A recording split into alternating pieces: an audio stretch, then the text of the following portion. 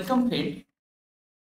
আমরা পাইচিত্র সম্পর্কিত যে আলোচনা করছিলাম, আজ আমাদের তৃতীয় দিন। এই তৃতীয় দিনে আমরা দেশের বইয়ের যে বাকি অঙ্কগুলো আছে, কম সংখ্যক অঙ্ক আছে, মাত্র 17টি অঙ্ক আছে দেশের বইয়ের, তবুও আমরা সেটাকে দুটো ভাগে ভাগ করে পড়ছি। কারণ আছে, কারণ আমরা একবারে যদি এই এই অঙ্কগুলো আসলে স্ট্যাটিস্টিক্স বেসিস, ঠিক আছে, সংখ্যাতাত্ত্বিক বেসিস। তাই আমি চেষ্টা করেছি যে ভাবে আপনাদেরকে এই জিনিসগুলো বুঝিয়ে দেওয়ার। তাই আমি দুটো পর্বে এই সুবিদেশের বইটা অংশ নিলাম। আদারওয়াইজ আমি একটি পর্বেই শেষ করতে পারতাম। হয়তো সেখানে একটু বড় হতো ভিডিওটা, তাতে সমস্যা ছিল না। সমস্যা হচ্ছে এটাই, আমার মনে হয়েছে যে এখানে দুটো পার্ট করলে বেশি ভালো হবে। তো সেই হিসেবে আমি দুটো পার্টি করেছি। চলুন কথা না বাড়িয়ে আমরা সময়কে নষ্ট না করে চলে যাবো অঙ্কে। শুধু আপনাদের কাছে একটাই অনুরোধ করবো, যারা এখনো পর্যন্ত চ্যানেলটিকে সাবস্ক্রাইব করেনি, প্লিজ দয়া করে একবার চ্যানেলটিকে সাবস্ক্রাইব করে দেবেন এবং পাশে থাকা বেল আইকন প্রেস করে রাখবেন। আশা করি আপনার ভবিষ্যৎ জীবনের পাথেয় হয়ে থাকবে। চলুন শুরু করছি আজকের মূল প্রশ্নোত্তর পর্ব। প্রথমেই আমরা গতদিন 9 পর্যন্ত অঙ্ক করেছিলাম, আজ আমরা 10 থেকে করব। আসলে এখানে মাত্র 4-5টি অঙ্ক আছে, সেখানে দুটো অঙ্ক আমরা গতকাল করেছিলাম, আজ আর 3টে অঙ্ক করব। প্রথম কি বলছে, 20,000 জন মানুষ কোন কোন জীবিকায় কোন কোন জীবিকায় নিযুক্ত হয়েছে তার একটি পাই চার্ট। তাহলে মোট কতজন আছে? মোট কিন্তু এখানে 20,000 জন আছে। এটা একটা বিষয়, এটা আমাদের একটা ইনফরমেশন, অত্যন্ত গুরুত্বপূর্ণ তথ্য। এবার এখানে কে কি করে, কোন পেশায় নিযুক্ত, সেটা কিন্তু বলা আছে। যোগাযোগ যোগাযোগ অর্থাৎ কমিউনিকেশন সেন্টারে কাজ করে 10%, চাকরি করে 20%, চাষবাদ করে 33.33%, 33.30%, ব্যবসা করে 6.70% এবং শিল্পের সঙ্গে যুক্ত হচ্ছে 30%। তাহলে এখানে কতজন ব্যক্তি কি কাজ করে সেটা কিন্তু বলা আছে। এখন বলেছে ব্যবসা থেকে চাকরিতে কত বেশি নিযুক্ত আছে।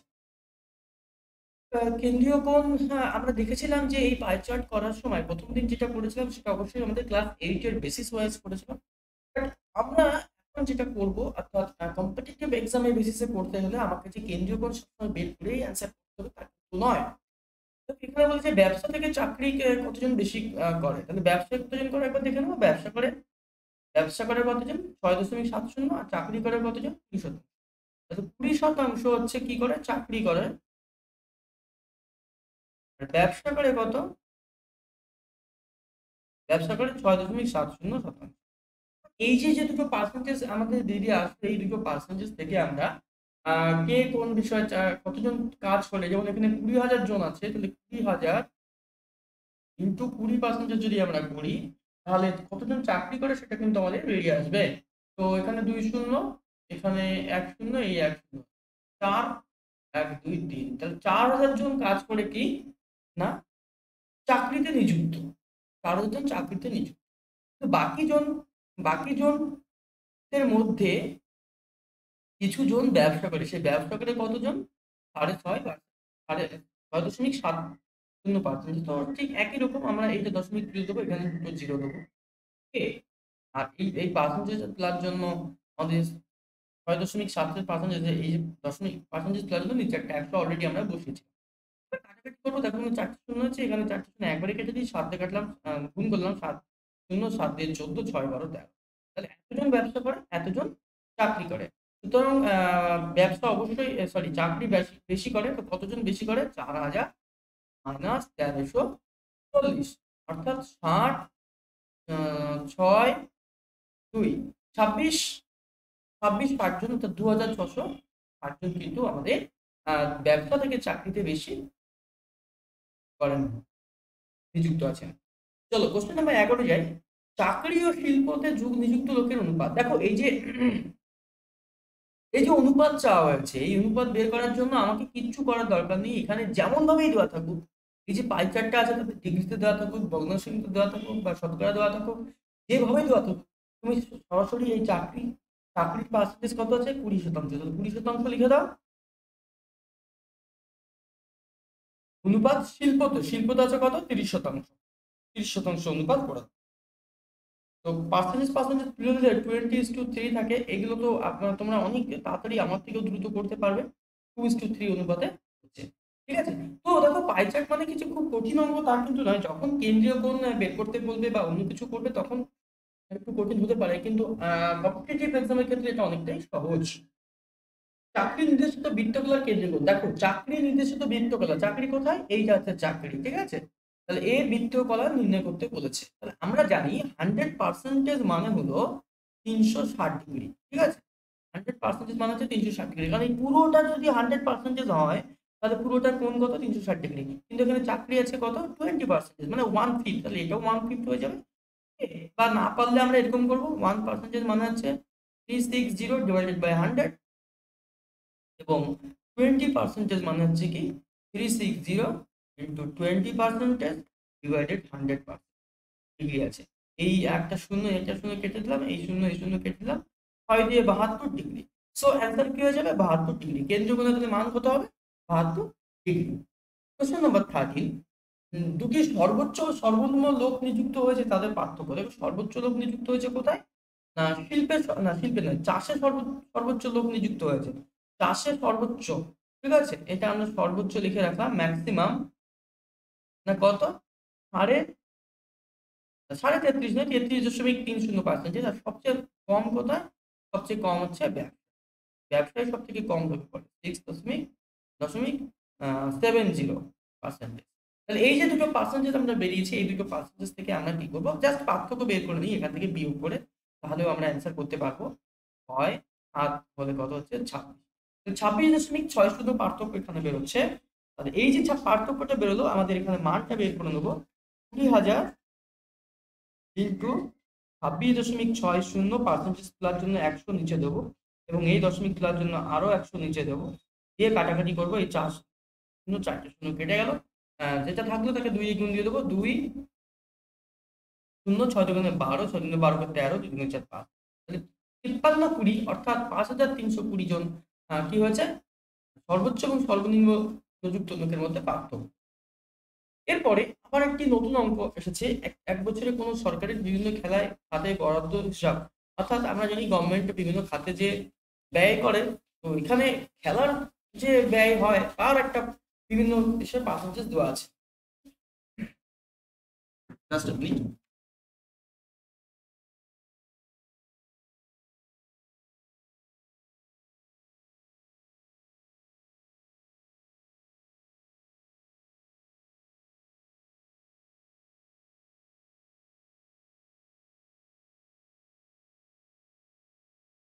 ঠিক আছে। তো এখানে যে বিভিন্ন খেলায় কত টাকা খরচ করা আছে সেটার একটা পার্সেন্টেজ অনুসারে দেওয়া আছে। তো এখানে আমরা দেখতে পাচ্ছি যে ক্রিকেটে ইউজ করা হচ্ছে 25%, হকিতে ইউজ করা আছে 15%, ফুটবলে 15%, বাস্কেটবলে 12.5, গলফে 12.5, টেনিসে 10, এবং অন্যান্য খেলায় 10%। ঠিক আছে, এই যে যে খেলাগুলো আছে সেই খেলাগুলো, আরেকটা খেলা হলো তোমাদের গুরুত্বপূর্ণ জিমন্যাস্টিক, যেখানে বাংলার প্রমিত নায়ক অলিম্পিকের তার যোগ্যতা অর্জন করেছে। আশা করি অলিম্পিকে খুবই আমাদেরকে আরো একবার গর্বিত করবে। তো যাই হোক, এই যে অন্যান্য খেলার মধ্যে জিমন্যাস্টিকটাও পড়ে, আমার মতে জিমন্যাস্টিকে আরো অনেক বেশি খরচ বা খাতে বরাদ্দ করা উচিত। তো দেখে নিই তাহলে কি বলেছে। ফুটবল, বাস্কেটবল, ক্রিকেটের বড়দের পরিমাণ এবং টেনিস, হকি এবং গল্পের বড়দের পরিমাণের অনুপাত। তাহলে ফুটবল, বাস্কেটবল, ক্রিকেট কোথায়, ফুটবল, বাস্কেটবল আর ক্রিকেট, তাহলে এই তিনটে মিলে কত হচ্ছে, দেখো ফুটবল কত আছে এখানে লিখি আমরা 15%, বাস্কেটবল কত আছে 12.5%, অ্যান্ড ক্রিকেট কত আছে 25%। তাহলে এই তিনটে পার্সেন্টেজের যোগফল করে নেবো আমরা। তো কত হচ্ছে, 25 আর 15 40, 40 আর হচ্ছে 12, 52.5%। তাহলে তিনটে পেয়ে গেলাম। আবার নিচে যে তিনটে আছে, হকি কত, হকি হচ্ছে 15%, ঠিক আছে। টেনিস আছে, প্রথমে টেনিস আছে, টেনিস আছে আমাদের 10%, হকি 15, টেনিস 10%, তারপর গলফ আছে আমাদের 12.5%। তাহলে এই তিনটা আবার যোগ করে নেবো এবং অনুপাত করে দেবো একবারে। তাহলে 10 আর হচ্ছে 15, 25 আর 12.5, 37%। ঠিক আছে, তাহলে পেয়ে গেলাম আমরা 37%। পার্সেন্টেজ তুলে দেবো, 5 টু দশমিকও তুলে দিই, কারণ দুটোতেই দশমিক আছে, রাখাও যা না রাখাও তাই। 5 দিয়ে কাটবো এবার, বা 25 দিয়ে কাটবো, 25 দিয়ে কাটবো, 4 বা 25 দিয়ে কাটলে কত হচ্ছে, 20 আর একে 21, আর একে 25 দিয়ে কাটলে কত হচ্ছে, 3 4 12 আর 3 17, সরি 12 আর 3 15, আই এম রিয়েলি সরি। আবার 3 দিয়ে কাটলাম 7, 3 দিয়ে কাটলাম 5, 7:5, অর্থাৎ বি আমাদের তখন অপশন হবে। দেখো এই ক্ষেত্রে অঙ্কটাতে তিনটে তিনটে করে, মানে প্রথম একটা তিনটে যোগ করতে বলেছে, পরে আবার তিনটে যোগ করতে বলেছে, যোগ করে তাদের গড় নয়, অনুপাত নির্ণয় করো। কোশ্চেন নাম্বার 15, খেলার খাতে বরাদ্দ যদি 12 কোটি, যতদূর মনে হচ্ছে যে 12 কোটি হবে, তাহলে বাস্কেট বলে কত ইউজ করা হচ্ছে? 12.5% মানে কত? আমরা যখন শতকরা করেছিলাম, তোমাদের মনে আছে 12.5% মানে হচ্ছে 1/8। ঠিক আছে, এটা যদি আমরা মনে রাখতে পারি, বা আমরা যখন শতকরা করেছিলাম তখন আমরা ডিটেলসে বলেছিলাম, প্রয়োজনে একটু শতকরার যে চ্যাপ্টার গুলো আছে একবার দেখে নিও। 12.5% মানে হচ্ছে 1/8। তাহলে আমি যদি এটা মনে রাখতে পারি, তাহলে অর্ধেকের 90% কাজ আমাদের হয়ে গেল।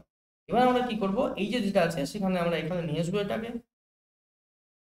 ঠিক আছে, 120, তারপরে 3 আর 2 5টা, 1 2 3 4 5টা ইন্টু 1/8। জানি 8 15 কত হয়? 120।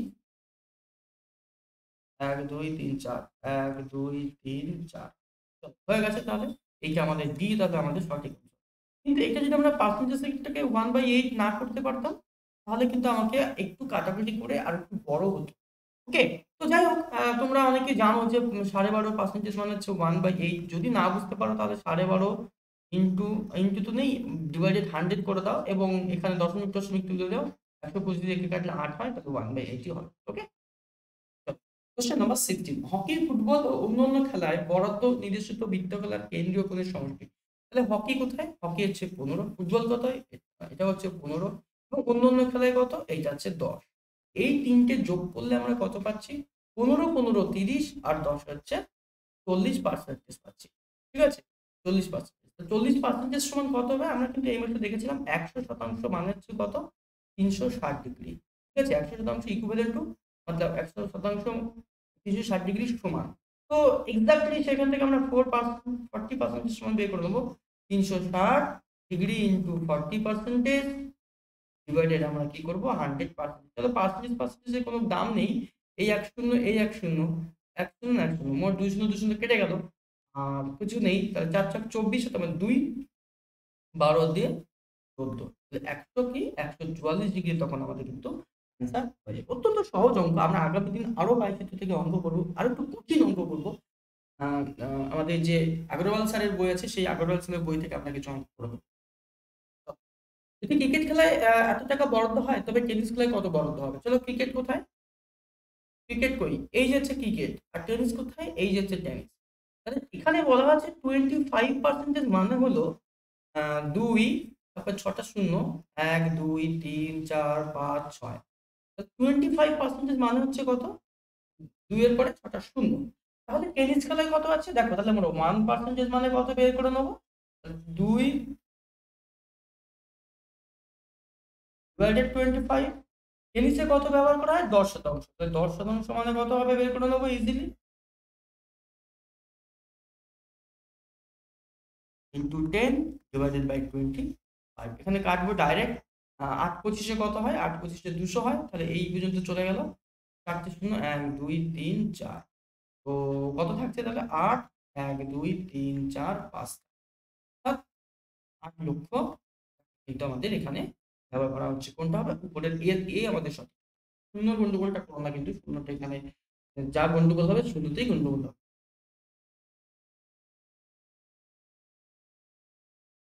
এই ছিল আমাদের আজকের এই সংক্রান্ত যে পর্ব, সেই পর্ব। যদি তোমাদের ভালো লাগে অবশ্যই প্রত্যেকে লাইক করো এবং কমেন্ট করো। আর একটাই অনুরোধ করবো যে ভাই একটা অন্তত কমেন্ট করো যে দাদা না, এই অঙ্কগুলো আমাকে ভালো লাগছে, বা দাদা এই অঙ্কগুলো না করিয়ে অন্য কোনো অঙ্ক করাও। কিছু একটা কমেন্ট করো যাতে আমি বুঝতে পারবো যে বিষয়টা আমাদের উন্নত হচ্ছে কিনা।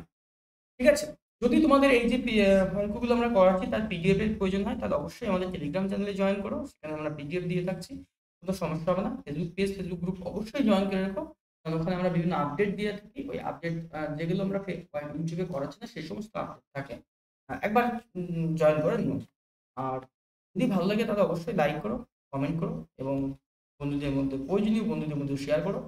যারা নতুন তারা অবশ্যই এই চ্যানেলটিকে সাবস্ক্রাইব করো এবং পাশে থাকা বেল আইকন প্রেস করে রাখো।